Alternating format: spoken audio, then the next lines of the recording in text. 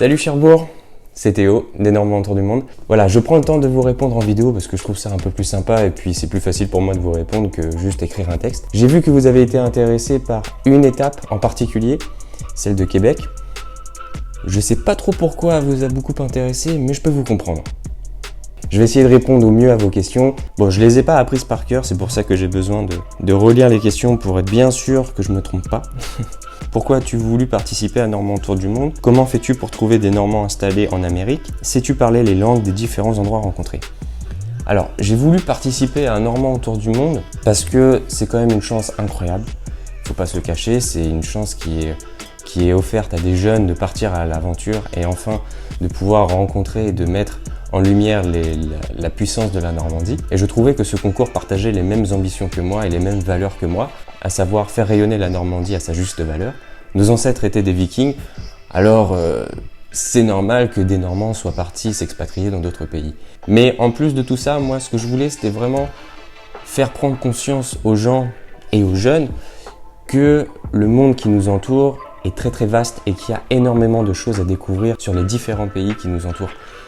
Si j'ai pu, à travers mes vidéos, à travers mes photos, même à travers mes articles et mes interviews, aiguiser un peu la curiosité des gens et vous donner envie de partir en voyage, alors ça sera mission accomplie et j'aurai réussi mon pari. En ce qui concerne les Normands, j'ai été beaucoup aidé avec l'agence Normandie Attractivité. C'est eux qui ont recensé tous les contacts des Normands installés dans différents pays. Et moi, je devais commencer une petite discussion avec les Normands qui allaient m'héberger ou que j'allais rencontrer. Et donc voilà, donc en premier temps, c'est l'agence qui récolte toutes les informations.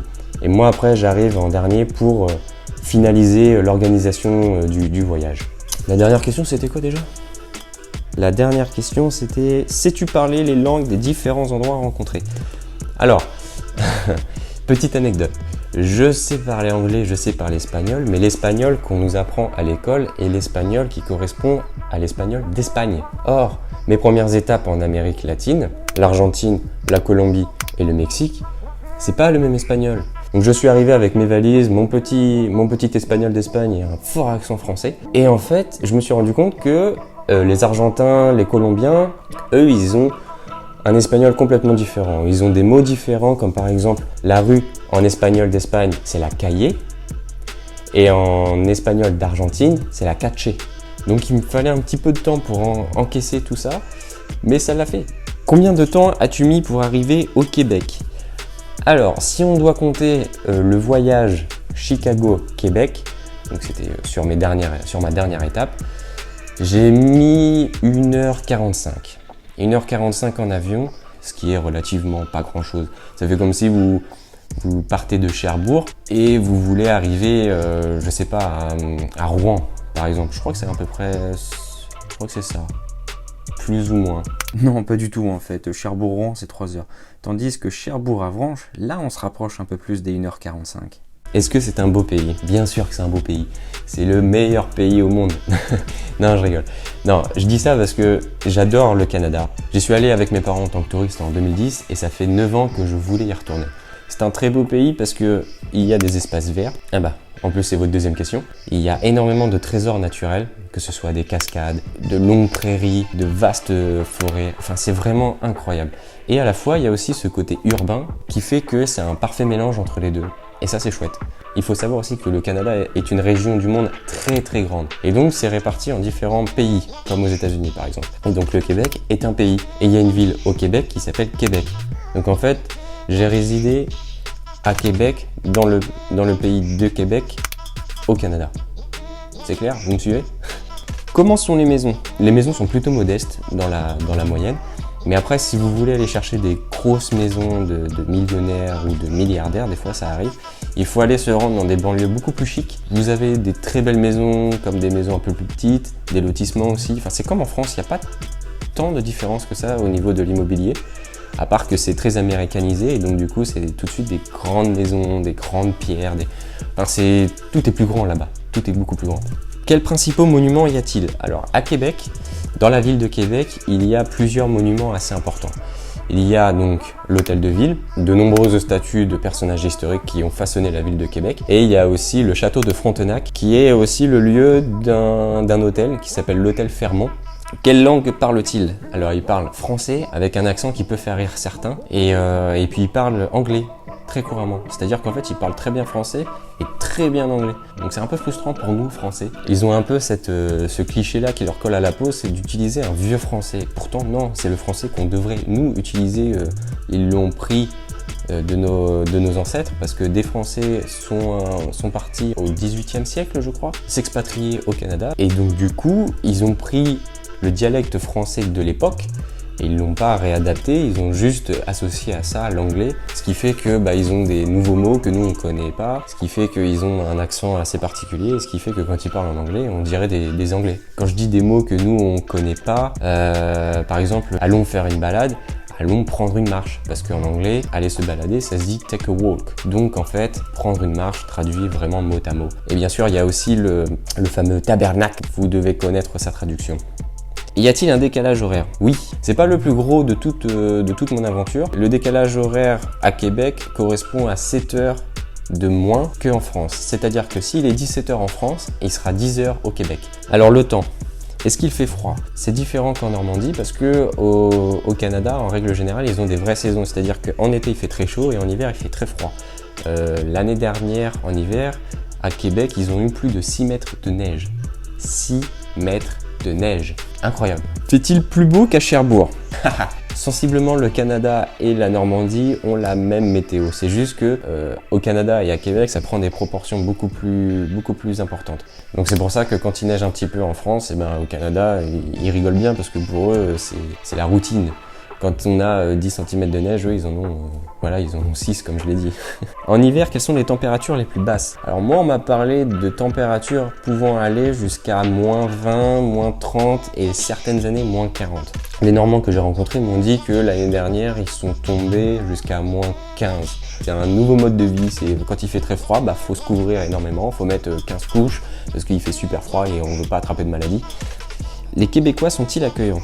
Très très très accueillant. C'est je pense les gens les plus accueillants du monde. Sans exagérer, sans vous mentir, je pense que c'est les gens les plus accueillants du monde. Ils ont tout le temps le sourire. Le Canadien et le Québécois sont très très très accueillants.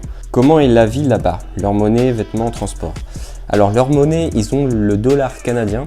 Alors les vêtements c'est la même chose, hein. On a la même mode. Il n'y a pas grand chose à dire sur les vêtements. Si. Moi quand j'étais à Québec, j'avais froid. Peut-être parce que aussi j'étais fatigué, mais j'avais froid.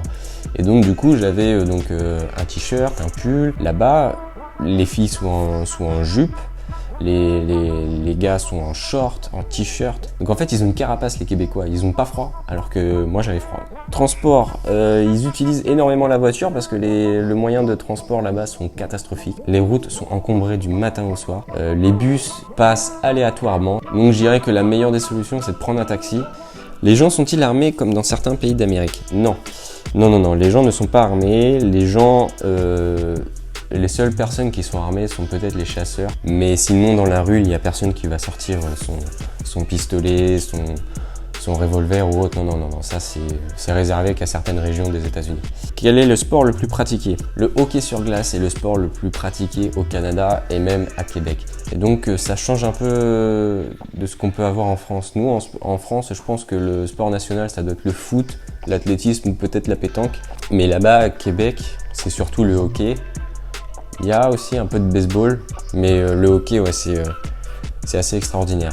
Et donc j'ai eu la chance d'aller supporter les Remparts de Québec. Le Normand chez qui j'étais m'a invité à voir un match de hockey pour la première fois et c'était génial. Vraiment l'ambiance est extraordinaire. Aimes-tu leur nourriture?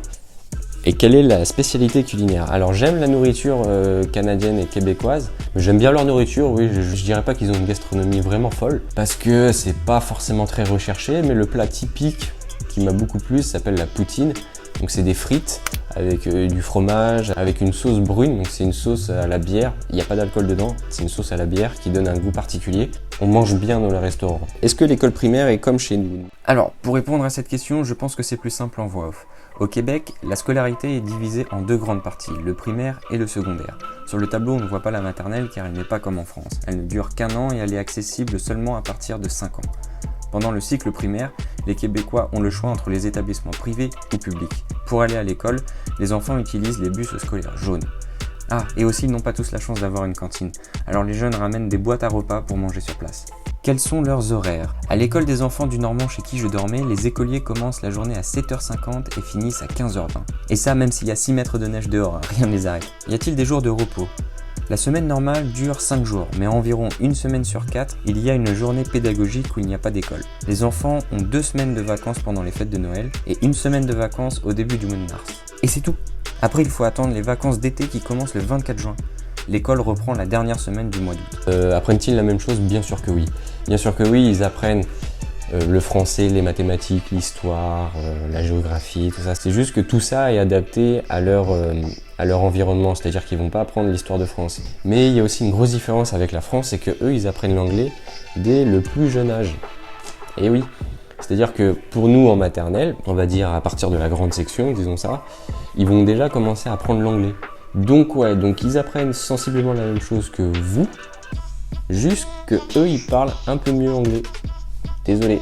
Donc voilà, donc vraiment je pense que la scolarité des enfants reflète l'identité du Canada, c'est-à-dire qu'ils sont une nation très forte, mais pourtant ils ont gardé un œil grand ouvert sur le monde qui les entoure, et c'est ce qui leur permet d'être aussi accueillants, aussi ouverts d'esprit. Donc c'est un peu la conclusion que j'aimerais tirer de toute mon aventure, c'est que voilà, j'ai vraiment fait un travail sur le fait de dire aux gens de garder les yeux ouverts sur le monde qui vous entoure, respecter aussi les coutumes et les mœurs des différentes civilisations, c'est super important. Donc si j'ai pu intéresser les gens par mon discours ou mon aventure, c'est déjà une très belle chose que j'aurais réussi à faire, et j'espère que le message est plutôt bien passé. En tout cas, moi ça m'a fait plaisir de vous amener avec moi dans mes valises. J'espère que vous avez pris autant de plaisir que moi à voyager et à découvrir de nouvelles choses. Voyagez, gardez l'esprit ouvert, et à bientôt les amis.